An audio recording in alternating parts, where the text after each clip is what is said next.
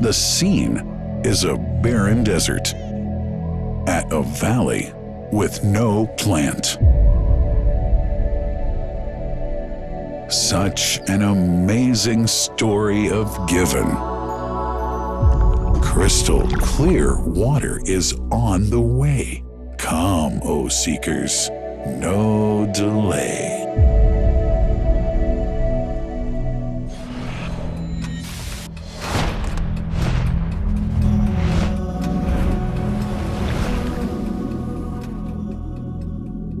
What's the story of Zamzam, the great divine miracle?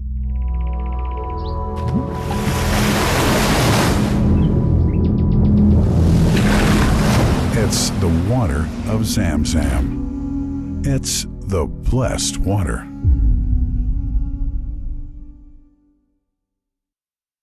On a daily basis. To make it easy for families and individuals to get access to Zamzam water, barcode readers have been made available to read the receipts and dispense water bottles automatically.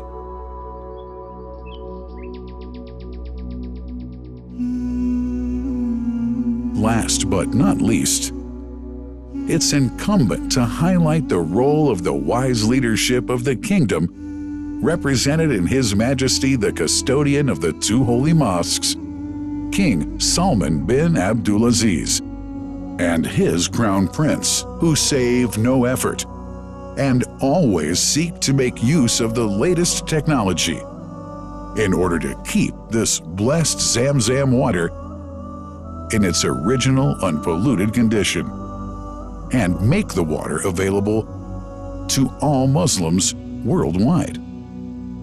That couldn't be achieved without the praiseworthy efforts of the officials and workers of the two holy mosques, who undertake that mighty task for which they dedicate their lives and experiences. These are the choicest of officials, workers, supervisors, and clerks, who have set an excellent example of diligence and sincerity to all who would later take part in that great responsibility.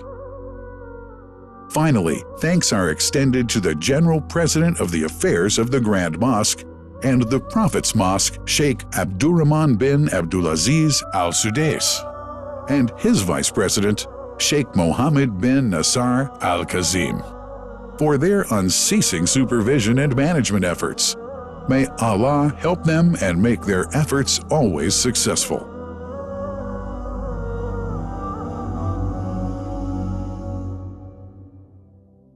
The Messenger, peace be upon him, said about Zamzam, "It is blessed. It is enough as food to satisfy." Allah.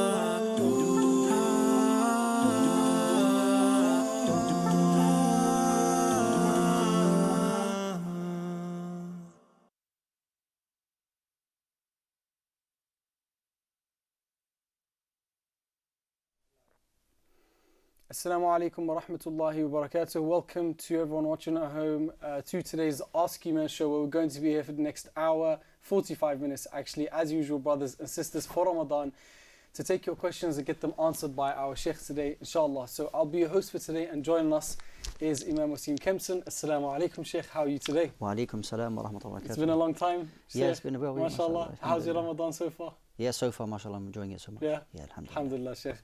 So as we start every show, Shaykh, I'd like to ask you for a short reminder, and then we can get started with some questions, inshallah. Inshallah. Bismillah walhamdulillah wa salatu wa salamu ala rasulillah wa ala alihi wa sahbihi ajma'in. All praise belongs to Allah, and may the peace and blessings of Allah Jalla wa ala be upon his final messenger Muhammad sallallahu alayhi wa sallam. Assalamu alaikum wa rahmatullahi wa barakatuh.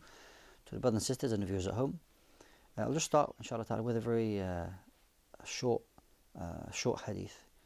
But I just want to also ask Allah subhanahu wa ta'ala to accept from us all and to make easy all of our endeavours, whatever we're doing in this month of Ramadan. I know a lot of students are starting their exams, whether it's GCSEs or university or college, whatever, A-levels. So may Allah subhanahu wa ta'ala give you success and make it easy for you. Ameen. I just want to mention a hadith in which the Prophet ﷺ, Ramadan is about opportunities, subhanallah. And this is an opportunity that comes to us every single day.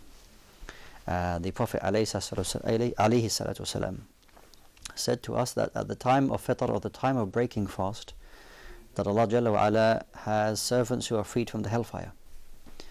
And so for this reason it's very important for us to make dua, to supplicate to Allah subhanahu wa ta'ala that He makes us from those chosen people whom Allah Jalla wa Ala frees from the hellfire.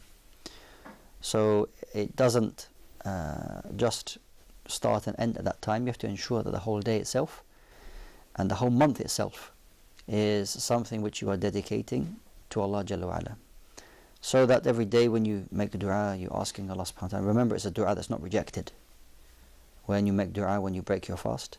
So try to remember everything that you ever wished for or that you ever want, and you don't restrict what you're asking for, even if you have to speak in your own language, but you make as much dua as you can, and you may do that a short time before, 1 minute or 5 minutes or 10 minutes or 20 minutes before the adhan, whatever time is easiest for you to make the dua at that time. Don't let that pass by every single day. May Allah subhanahu wa ta'ala accept from us all. Ameen. Thank you, Shaykh. Jazakallah khair. Our next question is, Assalamu alaikum, Shaykh. During an argument, a brother called himself a kafir, not once but several times. What's the religious ruling on this case? Does it depend on their intention? A person saying such a statement can only be done out of ignorance. A person says, "Oh, I'm an unbeliever and I'm a kafir," which is essentially what it is. I'm not a believer. I'm not a Muslim. Then, if he later on regrets that, and he said, "I've done it out of anger, I've done it out of ignorance and whatnot," then he makes tawbah to Allah Azza wa Jal. And remembers that, of course, whenever he's offering his salah, he's testifying that La ilaha illallah wa ashhadu an la ilaha illallah, which the person shouldn't have any doubt, am I a Muslim or not? But if a person done it out of doubt and so on and so forth, then of course the person should speak to a person of knowledge to get further advice, inshallah. Thank you, Shaykh. We'll take a short break now for a few minutes, then we'll be back to continue with our show. For now, Assalamu alaikum wa rahmatullah.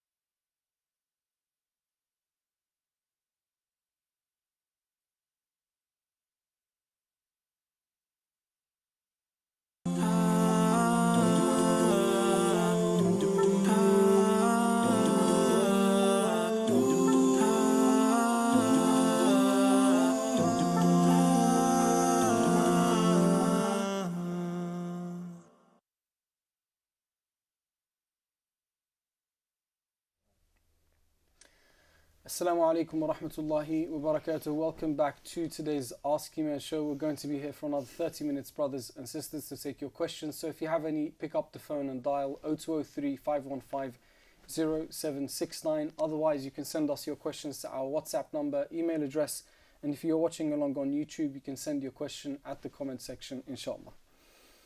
Assalamu alaikum, Shaykh. Welcome back after the break. Alaikum salam wa rahmatullah. So right now, Shaykh, we are, how many days? We're almost 10 days into Ramadan. Tonight's the 9th night, I believe. So Shaykh, now this far into Ramadan, how should we be feeling or thinking? Meaning, if we're feeling we haven't done much, what should we be doing more? If we're feeling, alhamdulillah, good about it, then what should we be thinking about that? Do we carry on, or do we think, no, let me do more? So I think the case for all of us is that we can always do more. There's no one who has like, I've done the perfect 8 days, and I don't think there's anything else that I can do really. I think for all of us, subhanallah, there's always, and this is the nature of our lives really, subhanallah, when as Muslims we can always do better. So we don't take things for granted. We can, whatever you recited from the Quran, whatever nights you haven't attended, or you have attended Tarawih, alhamdulillah, may Allah accept from what has gone in the past. But your body should be used to the fasting now. There were fears, from brothers and sisters maybe before Ramadan. I don't know how I'm going to be due to the fasting. For the vast majority, of course, there may be others who are feeling a bit difficult due to their health and whatnot. But what I would say is that whatever's past is past. Alhamdulillah, you still have an opportunity to make the most of Ramadan. There's still many, 20 or 20 plus days left in the month. If you think about tonight being the 9th night, if you think what we have done so far, you just time, and that's gone past so quickly, subhanallah, and then you think about, you just add that again, we'll be in the last 10 nights, and then Ramadan is over. So really make the most of what's left, inshallah ta'ala. Don't waste a day, and do as much as you can, inshallah ta'ala. Thank you, Shaykh. We'll go to our questions now from WhatsApp. Our next question is, are girls allowed to wear ripped jeans that show a bit of skin but not a lot? So concerning the dress, or what Muslims we wear, then Muslim men and Muslim women are required to cover their bodies in different ways. And as for the believing women, the sisters are required to cover their body so that their body is not showing, the skin is not showing, certainly. So wearing jeans which have cuts in them wouldn't fulfill the covering of one's body. Now I realize that Muslim men, Muslim women are at different stages, and different stages or different ways that they interpret their Islam, if you like, and what they should and what they shouldn't wear. But if at least all of us have the intention, or the goal is to please Allah subhanahu wa ta'ala, and only to do what Allah Azza wa Jalla wants from us, then if we bear this in mind, if somebody gives an advice to say that you shouldn't wear that, then you should accept that. If you ask the question to say what is the Islamic ruling on that, which may Allah subhanahu wa ta'ala bless the sister for, or the brother, whoever's asking, because it's quite easy just to let those things out. I'm not really interested in asking things like that. I'm just going to do what I'm going to do. I'm my own free person. But a person who realizes that that they will be questioned and are accountable to Allah tabaraka ta'ala, will see the answer as, inshallah ta'ala, is something that they should act upon. So wearing clothing which has holes in it and exposes your skin for the believing sister, it's not allowed for her to wear that. And I ask Allah subhanahu wa ta'ala to make it easy for us all. Jazakallah khair, Shaykh. Our next question is, how do you balance fasting, worship, work and family and their rights in Ramadan? So Allah subhanahu wa ta'ala has not overburdened us with something which we should not having falling short in fulfilling our other obligations. If we were fasting every Monday and Thursday, or if we were fasting regularly at least, then I don't think, and Allah knows best, we wouldn't be facing the trial that maybe some may feel that they have in the month of Ramadan. Of course, I understand that not everybody's going to be fasting the whole year on and off. But if a person doesn't fast at all during the whole year, and then they will find these challenges. How am I supposed to fast and work? How am I supposed to fast and do studies? How am I supposed to fast and do this? As though it's one or the other. But a person who engages in ibadah, worship all the time, fasts every now and again, will be used to what it's like to fast and work, what it's like to fast and do other things like that. So it shows the importance of establishing worship throughout the whole year. But as I mentioned, that there shouldn't be any conflict, there shouldn't be any wrongdoing to another person because we're fasting. In fact, quite opposite.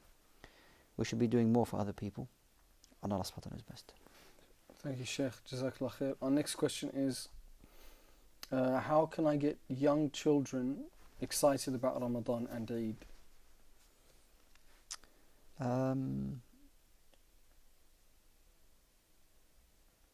First of all, foremost,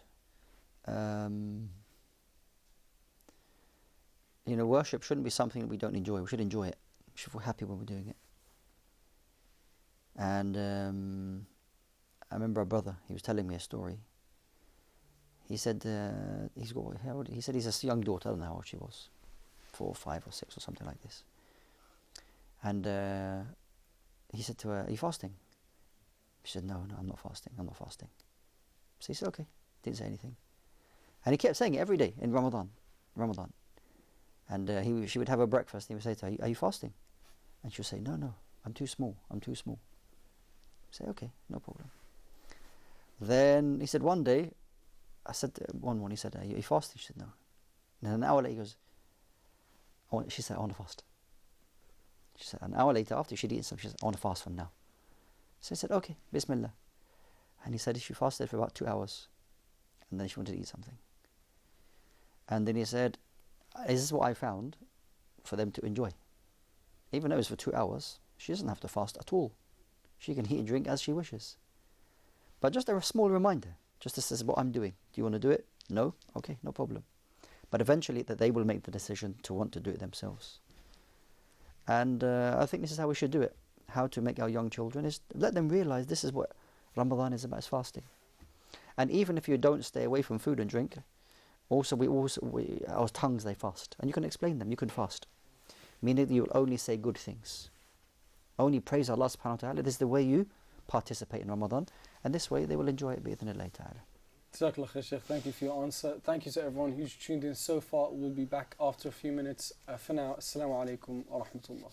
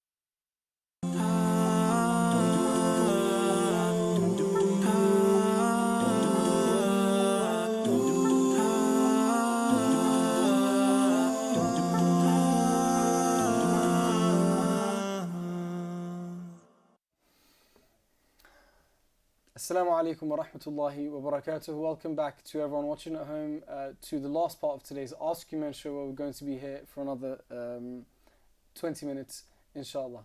Okay, we have 2 more parts, inshallah, so we'll be here for another 2 more parts until 7:30, inshallah. So thank you for tuning back in. If you have any questions, then give us a call on 0203 5150 769. Otherwise, you can send us your questions via email, WhatsApp, our WhatsApp number, and if you're watching along on YouTube, you can send your questions there as well, inshallah. Assalamu alaikum, Shaykh. Welcome back after the break. Wa alaikum salam. Our next question is, can a woman follow Taraweeh on TV? So it's a requirement that if somebody wants to follow or pray with the Taraweeh, the Jama'ah, that they are present at the Jama'ah in the masjid or part of the masjid or where it's being established. It's not correct, it's not permitted for somebody to follow a congregational prayer via the television. Wouldn't be valid. Wallahu alam. Thank you, Shaykh. Our next question is it allowed to taste the food to check if it has enough salt? And it shouldn't be swallowed. Yeah, I mean, it's always salt, isn't it? There's enough salt. It's never pepper, or it's always has enough salt. Yeah, you can taste the food as long as you don't, as long as you don't swallow it. Really? Yeah. You can taste it if you're fasting? You can taste it, yes, but you cannot swallow it. Okay. And then rinse your mouth afterwards. Okay. Jazakallah khair, Shaykh. Our next question is... I don't know, maybe it's the first time you're making the dish. Yeah. And you want to know that does it have enough salt or not. You don't want to risk that people will be upset with your biryani or your pilau or whatever shorba you're making. So if it's the first time you're making it and you don't want to risk people being upset, then you can. The good thing is, Shaykh, that lack of salt means you can always add it later. Very good question. That's good, isn't it? And if you've overdone it, you can't then, take it back. you need to get the lemon juice out. Yeah, that's it. Jazakallah khair, Shaykh. Our next question is, I noticed someone who tasted food and spat it out quickly. Is this allowed, or does this break your fast? I personally think it breaks your fast, but I wanted to make sure. This is a different question, so I'm guessing it's the same answer. It's the same question, but just reworded. And Yes. fortunately, it's the same answer. Jazakallah khair, Shaykh. Our next question is, as Muslim women, would showing our hair be worse than showing body parts that are classed as part of our awrah? Yeah, so when she goes out, her hair is part of her awrah.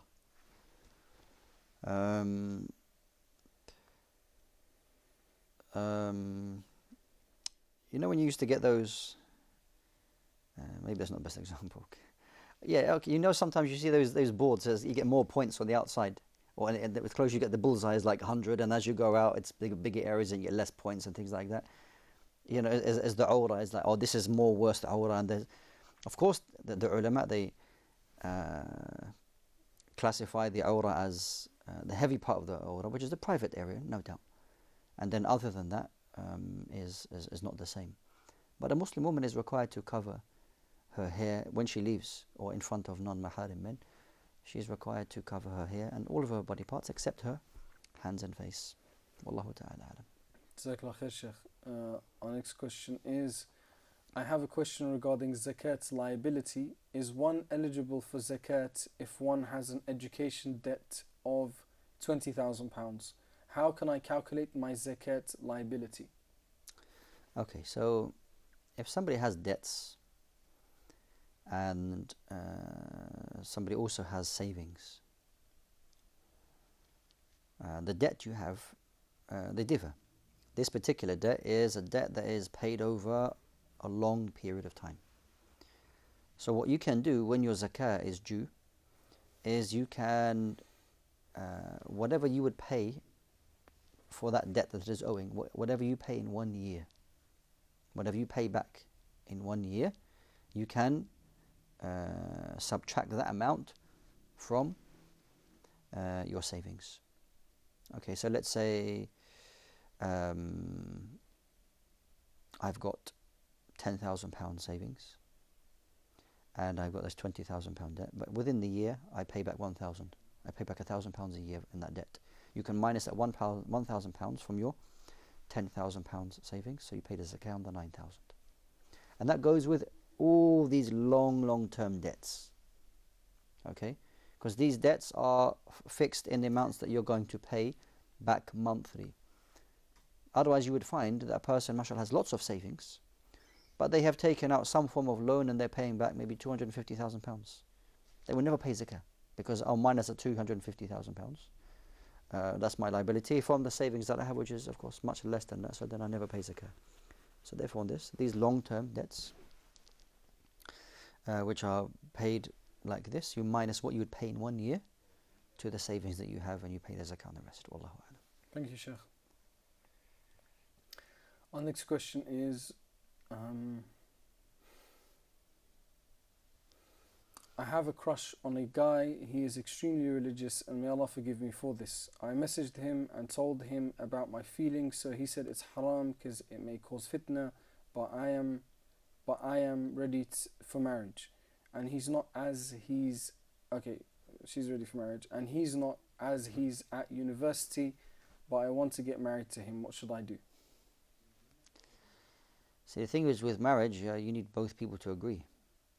And at times, one of the parties is just not ready for it, or there may be some reason. So, subhanAllah, if you are willing to wait, maybe when he graduates from university, whenever that is, I don't know if it's 1 year, 2 years, 3 years, I don't know. Or if he's at university now, I'd assume he's coming towards the end of his first year at the very least. So then I'd say maximum, maybe 2 years, Allahu A'lam. But if he's interested, then that you're willing to wait, okay, you can say this to him. But it really depends on the other side, you see. If they are, wanting to get married or things like this. So, but as it was rightly mentioned by the brother, you want to avoid fitna. I understand emotions are sometimes very strong. You have, this is the person you want to marry, and you think this is going to be a life partner. Sometimes Allah subhanahu wa ta'ala makes it easy, facilitates it, makes it easy for you, and sometimes it doesn't work out the way we want. So may Allah subhanahu wa ta'ala make it easy for you, because I know that when it's matters of the heart, it can be very, very difficult at times. I understand that. So may Allah subhanahu wa ta'ala make it easy for you. And then I would say, if you need to be patient and make it clear that he needs to wait, then let him wait, inshallah ta'ala. But if it's not going to happen, then may Allah subhanahu wa ta'ala write for you someone who is better. Ameen. Jazakallah khair, Shaykh. Thank you for your answer. Our next question, Shaykh, is what's the ruling on using cider vinegar? So the cider vinegars that you buy in the supermarkets is permissible for you to use them, inshallah ta'ala. No problem. Bi-idhnillah ta'ala. Jazakallah khair, Shaykh. Thank you for your answer. Thank you to everyone who's watched so far. We're going to take a short break now for a few minutes, and then we'll be back to continue with the rest of our show for the final part of our show. So once we're back, pick up the phone, give us a call. For now, Assalamu alaikum wa rahmatullahi wa barakatuh.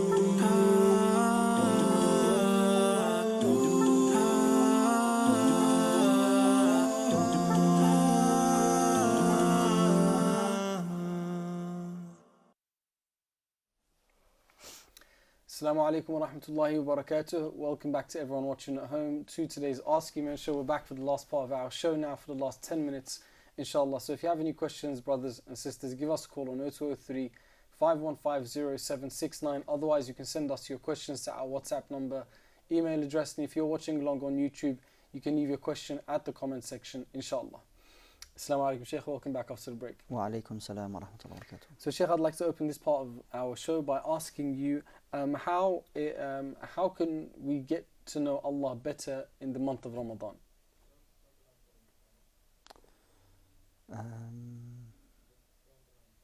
So the best way to get to know Allah Azza wa Jal is through reading the Quran and reading how Allah subhanahu wa ta'ala has described himself, his names, his attributes, his actions. Similarly, reading the part of the Sunnah where the Prophet ﷺ describes Allah Tabarak wa Ta'ala, and again his names and attributes and his actions, and to understand them and try to ponder over the greatness of Allah subhanahu wa ta'ala.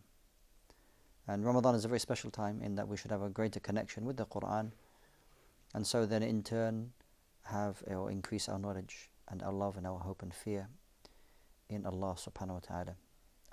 Of course you can give a lecture on this, but I think if we just focus on one practical thing for all of us, then it's something attainable for us all, and that is to really have a good strong relationship with the Quran, and try to understand as much as we can from it, even if you have to go through a translation of the meanings. Naam. Wallahu a'lam. And Shaykh, does Ramadan make it easier to get to know Allah? You know, because it's a time where you're increasing in your consciousness of Allah, your taqwa, you're staying away from food, so you're having more time to reflect and look inside. Yeah, no doubt. I think visible benefit that we can all see is that how much more energy we have in worship. I mean, what other time in the year do you fast so much? And you realize that, subhanAllah, after 2 or 3 days, maybe 4 days, that after that the fasting becomes it's just easy. You just get used to it. It's not maybe the first couple of days. Maybe some people suffer from headaches, or because they're kind of weaning themselves off coffee, or they're not used to not drinking water. But then after that, alhamdulillah, Allah subhanahu wa ta'ala makes it easy. So it's a hujjah for you. There's a proof for you that you can achieve so much more, not just in the month of Ramadan, but outside the month of Ramadan as well. So when Ramadan finishes, you have your Eid, and then as soon as you can, try to fast the days of Shawwal, which will be a proof, inshallah ta'ala, that you are willing to carry on as you intended on that what you made dua for in the month of Ramadan. So Allah subhanahu wa ta'ala makes things easier for us the more we worship, not more difficult. So sometimes you find people who are maybe they're not praying as they should be praying, and they this prayer is so difficult, it's very heavy, I have to delay it, I pray it quickly, I delay it and whatnot. But then that kind of person is what is living on the edge with the prayer, delaying it to its last time most of the time, maybe joining it a lot of the time, not giving the prayer its right. Whereas a person who prays early in its time, offers it as it should be offered, doesn't find any difficulty in the prayer. So Allah subhanahu wa ta'ala gives you kind of an inner strength. The more you worship Him, that the more things, subhanAllah, more they become easy. Jazakallah khair, Shaykh. Our next question is it okay for a man to marry a woman who's pregnant? If she's pregnant, if she's been divorced, then she'll be going through her iddah. So therefore, she's not permitted to marry until she gives birth. She's in her iddah. She's not permitted to get married while in her iddah. And after she's completed her iddah, and that would be when she gives birth, then after that she can get married, inshallah ta'ala. Otherwise it's not permissible for you to marry her. Wallahu a'lam. And the iddah is the pregnancy period? The iddah is a waiting period. Yeah. There are different scenarios concerning this, by the way. I'm just talking one of them is that can a man marry a pregnant woman? Well, if she just got divorced from her husband, then she's going through her iddah, which is a waiting period, like a divorce waiting period, and that ends when she gives birth. That's one scenario. If otherwise, that people, let's say two Muslims are having a relationship outside of marriage, and she gets pregnant, then they want to get married. This is another situation, and I would advise that they go to a person of knowledge to explain the situation in greater detail so that they can get a ruling specific for them. Bi-idhnillahi ta'ala. Jazakallah khair, Shaykh. Our next question is, during wudu, when are we allowed to wipe water over the socks? Over the socks. Yeah. So you are permitted to wipe over the sock if initially you made a full wudu washing your feet, and then you put socks on, and then for whatever reason you nullified your wudu, you now want to make your wudu again, you can wipe over the top of your sock. That's when you can do it, inshallah ta'ala. From the hadith of Al-Mughirah ibn Shu'bah radiyallahu anhu, that the Prophet asked for some water to make wudu, and then Al-Mughirah was going to remove the sock of the Prophet said, leave them, because I put them in a state of purity.